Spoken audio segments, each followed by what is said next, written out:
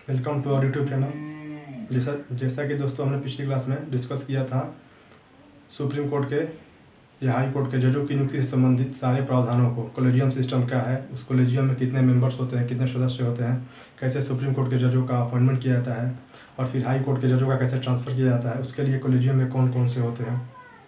ठीक है, तो इस वीडियो में हम डिस्कस करेंगे CJI के विषय में, chief justice of India. Chief justice of India इनकी नियुक्ति के संदर्भ में इनकी नियुक्ति हाई कोर्ट और सुप्रीम कोर्ट के जजों की सलाह पर की जाती है, ऐसा हमारे संविधान में लिखित है। लेकिन यथार्थ में ऐसा नहीं होता है।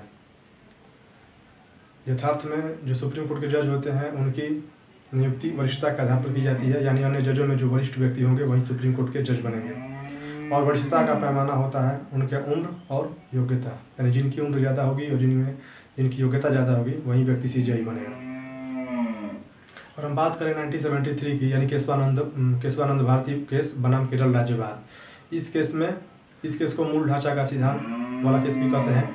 इसमें ये डिसीजन दिया गया कि संविधान में जो हमारे संविधान है उसमें संशोधन संभव है, ठीक है, लेकिन मूल ढांचा का सिद्धांत दिया गया, यानी कि संविधान के मूल ढांचा में परिवर्तन संभव नहीं है।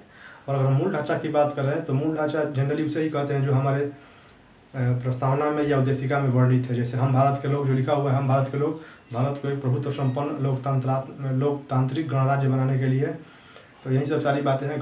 मतलब पंथनिरपेक्ष के विषय में है, लोकतंत्र के विषय में है और इसी के विषय में दिया हुआ है उद्देशिका में। और जो है हमारी सामाजिक, आर्थिक और राजनीतिक जो न्याय की बात कही गई है वही सब जनरली मूल सिद्धांत होता है। तो उसमें बदलाव संभव नहीं है। अच्छा, बदलाव भी संभव है तो बदलाव सकारात्मक दिशा में होना चाहिए, उसका समाज के लिए, देश के लिए सकारात्मक असर या सकारात्मक प्रभाव पड़ना चाहिए। यह डिसीजन दिया गया था। और उसके बाद फिर आपका जो 1973 में केशवानंद भारती केस में उस समय जज थे जस्टिस सिकरी थे। सिकरी साहब थे। तो सिकरी साहब ने यही डिसीजन दिया था कि संविधान में संशोधन संभव है, लेकिन मूल ढांचा का सिद्धांत, यानी संविधान के जो मूल ढांचा है उनमें परिवर्तन या उसमें संशोधन संभव नहीं है। और उस समय हमारे देश की प्राइम मिनिस्टर इंदिरा गांधी थी। और इंदिरा गांधी कहीं ना कहीं इस डिसीजन से, सिकरी साहब के इस डिसीजन से नाखुश हुई और उन्होंने जो वरिष्ठता का पैमाना था, यानी जो सीनियर मोस्ट जज थे जिनको CJI नियुक्त किया जाना था, उन्हें नियुक्त न करके चौथे नंबर के सीनियर मोस्ट जज AN रे को चीफ जस्टिस नियुक्त किया, ठीक है। और उसके बाद फिर पुनः 1977 में फिर पुनः उन्हें हमीदुल्लाह बेग को चीफ जस्टिस ऑफ इंडिया नियुक्त किया। वो भी सीनियर मोस्ट जज नहीं थे, उनसे भी पहले या उनसे भी एक सीनियर जज थे जिन्हें नियुक्त न करके दूसरे नंबर के सीनियर मोस्ट जज को नियुक्त किया गया CJI। तो इससे कहीं ना कहीं ये जो यथार्थता का पैमाना, ये जो क्या बोलते हैं, ये जो उनकी नियुक्ति के संदर्भ में जो डिसीजन था, मतलब जो पहले हो रहा था, या मतलब जो पैमाना तय किया गया था कि जो उम्र में बड़ा होगा या जिनकी योग्यता ज़्यादा होगी उन्हें ही प्राथमिकता दी जाएगी CJI बनाने के लिए, ऐसा उन्होंने नहीं किया। क्योंकि नहीं करने के पीछे भी कारण था कि पीछे SP गुप्ता केस के विषय में हमने जिक्र किया था पिछली क्लास में।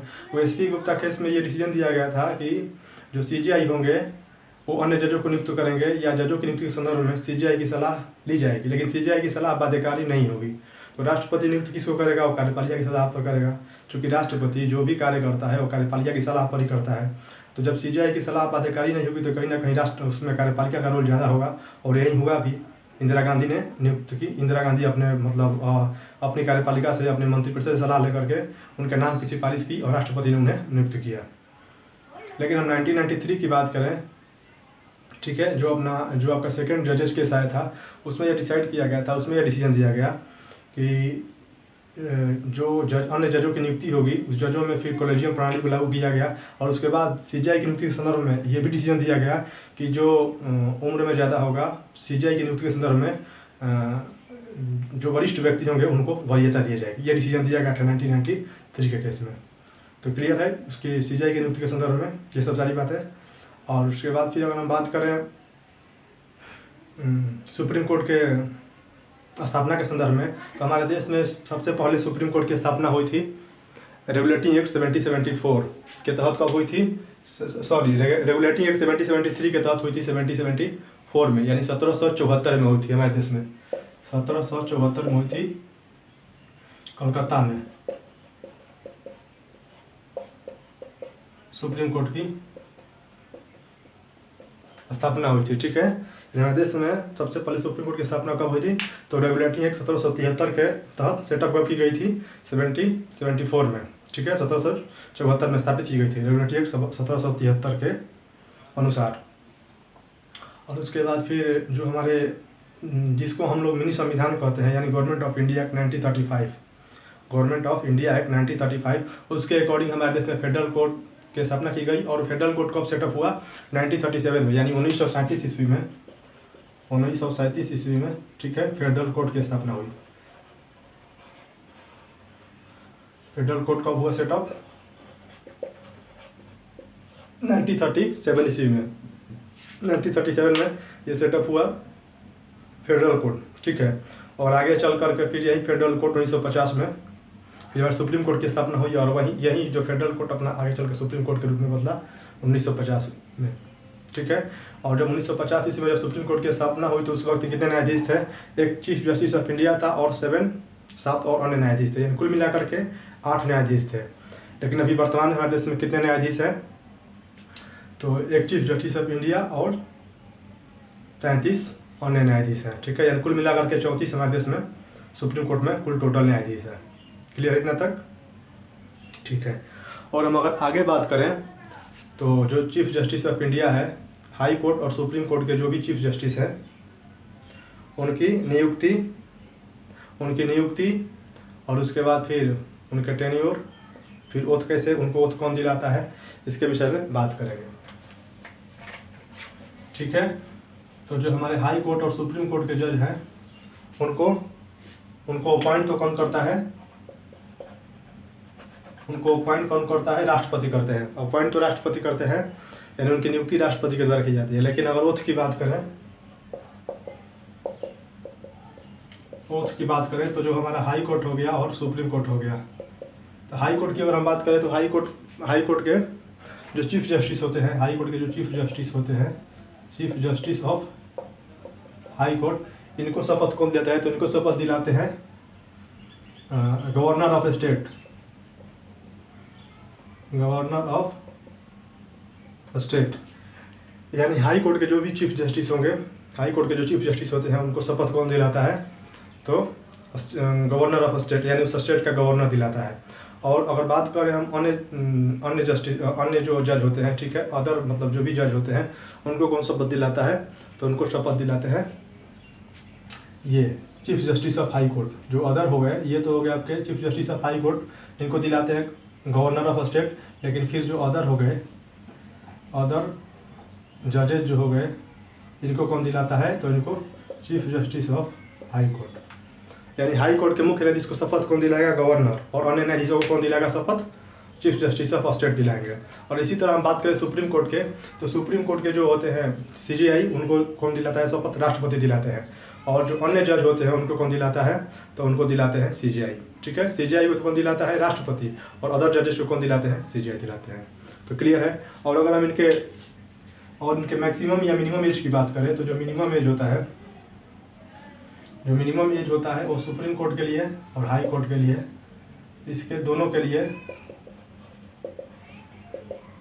कोई लिमिट नहीं होती है मिनिमम एज। ठीक है, और अगर हम बात करें मैक्सिमम एज की, तो मैक्सिमम एज सुप्रीम कोर्ट और हाई कोर्ट, सुप्रीम कोर्ट के लिए आपका होता है 65 और हाई कोर्ट के लिए होता है 62 ईयर्स।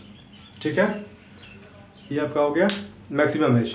और अगर उनके कार्य अवधि की बात करें तो कार्य अवधि भी दोनों के लिए